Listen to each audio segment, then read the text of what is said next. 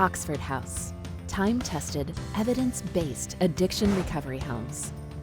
In my addiction, I was homeless, living on the streets, living in abandoned houses, walking aimlessly in life, using drugs heavily, drinking very heavily, getting arrested several times. I was in and out of jails, treatment centers, trying to get sober, and just going back out there over and over again in a vicious cycle. Several terms are used to describe recovery homes. The most common include halfway house, three-quarter house, sober living, and group home. Oxford House is unique and is in a category all its own. It differs from traditional sober residential environments in many ways. These unique characteristics can be found in the history of the organization, the structure model upon which all houses are built, and the documented benefits for both the member living in the home and the entire community.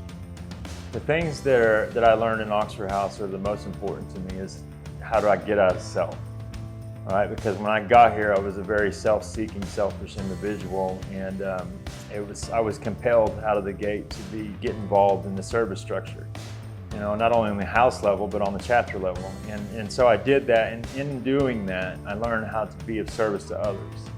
The first Oxford House opened in 1975 in Silver Spring, Maryland. It was co-founded by Paul Malloy, the current CEO of Oxford House. He and several other men were living in a county-funded, county-ran halfway house in their early recovery.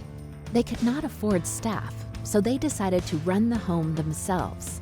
They called it Oxford House. In order to protect their own recovery, they know they needed structure. 3 simple rules were established. 1. Oxford Houses operate democratically. There are no bosses. 2. Oxford Houses are fully self-supporting. The members pay all of the bills themselves. 3. Oxford Houses must expel any member who has a substance use recurrence. Alcohol and/or drug use is never tolerated. While my sister picked me up from prison, I know that my relationship with my family was so damaged that I wouldn't be able to go back there. And I had a lot of work ahead of me to rebuild those relationships, but I needed a place to live and to get right. And Oxford House gave me that. The men of the first Oxford House soon learned just how important their home was to the community and to the men and women in recovery who were seeking safety, support, and structure. It finally felt like I had a life worth living because I wasn't alone. And, they've said that the opposite of addiction is connection. And I hadn't known what connection was like until I came into the walls of the Oxford House. They filled up quickly and stayed full. One house turned into several houses within a few short years. Each time a house filled, another was opened. By the late 1980s and early 1990s, the buzz and excitement around Oxford House began to grow nationwide. Houses started opening at a rapid pace.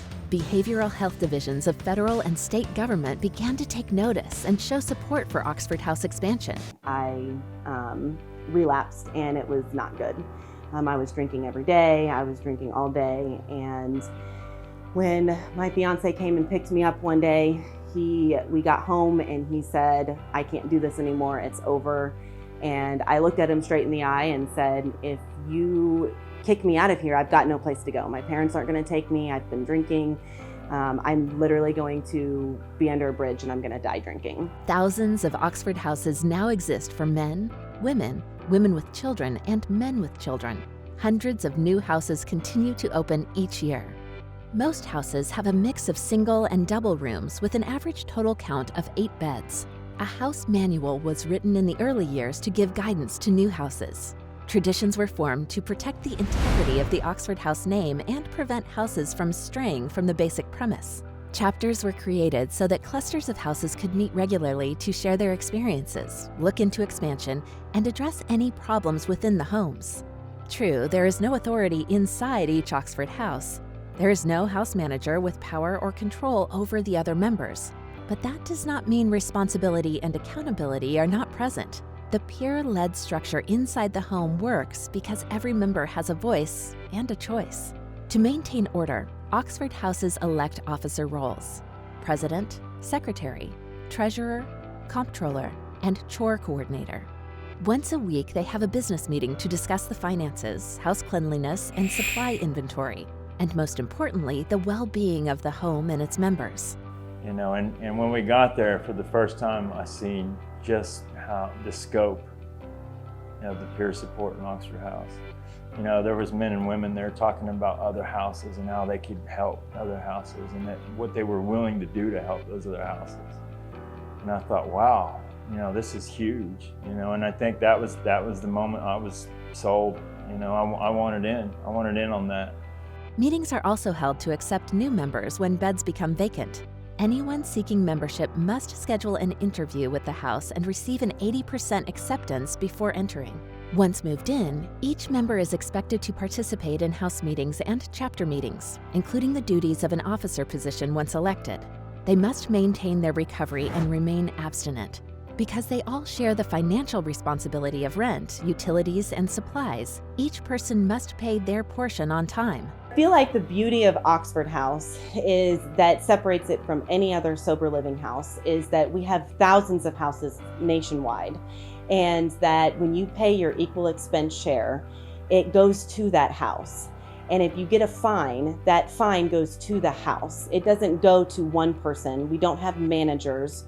We don't have people who run the house. It's the people who live in the house who get to make the decisions and who get to decide where that money goes to. If it goes to a new TV or if it goes to a unity event that the house puts on. If you do a pizza night and a movie night, or you go out to dinner, that house can pay for it because that money goes to the house. It doesn't go to anybody else. Oxford House encourages individuals to start taking responsibility for themselves.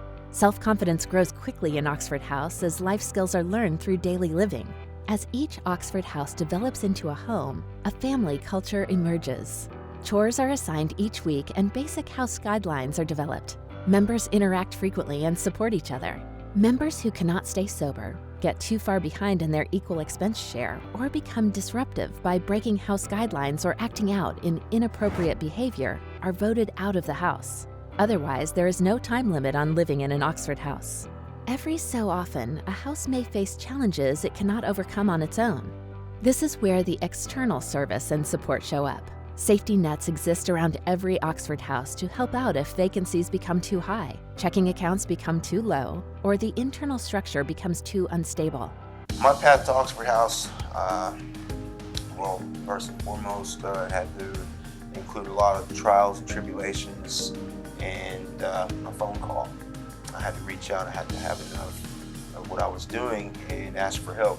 And lucky for me that an Oxford House member answered the phone for me. Nearby houses that belong to the same chapter will send their experienced members over to have special meetings and find solutions to most problems. Oxford House Inc., the 501c3 umbrella organization that charters each Oxford House, can often provide technical assistance to support new or struggling houses. The recovery community knows when experience, strength, and hope are freely shared, great things can be achieved. Something that I'm very proud of today is that I'm a homeowner. You know, that was an idea that was just absolutely ridiculous to me. I never anticipated in my life that I would ever own a home. You know, and it was through the values of paying bills on time and the principle of being financially secured that I was able to do this, you know, and I learned these things from Oxford House. Oxford houses across the country are doing that every day. The success of Oxford House is well documented and has been studied for decades. Success in recovery is hard to measure. Recovery can have a different meaning depending on who you ask.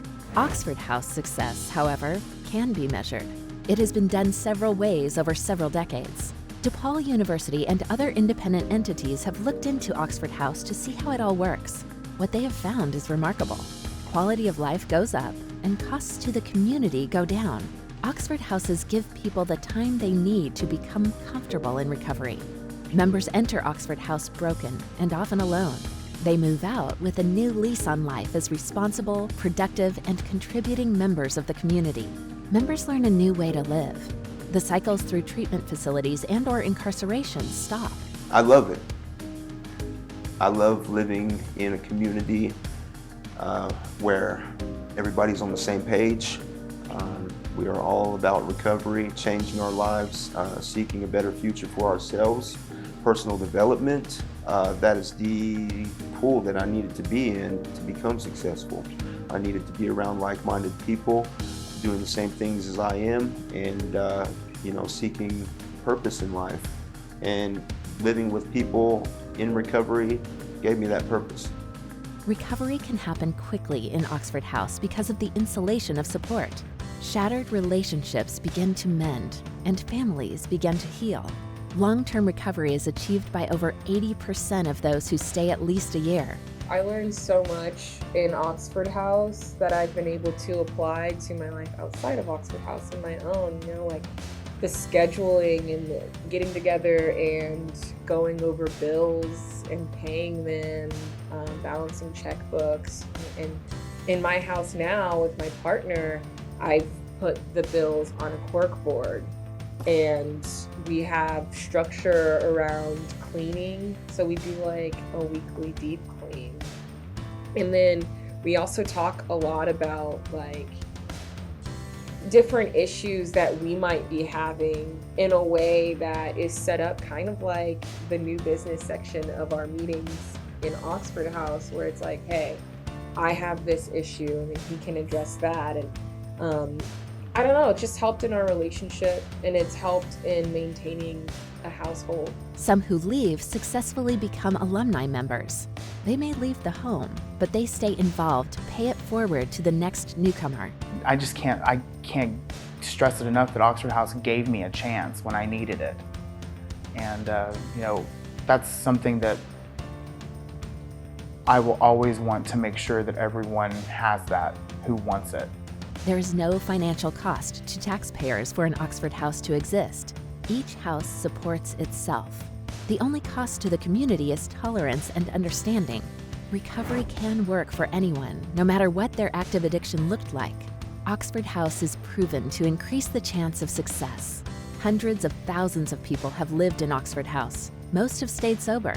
Oxford House is here to help, and we continue to unlock and open doors to meet the need. Oxford House provides a blueprint for success.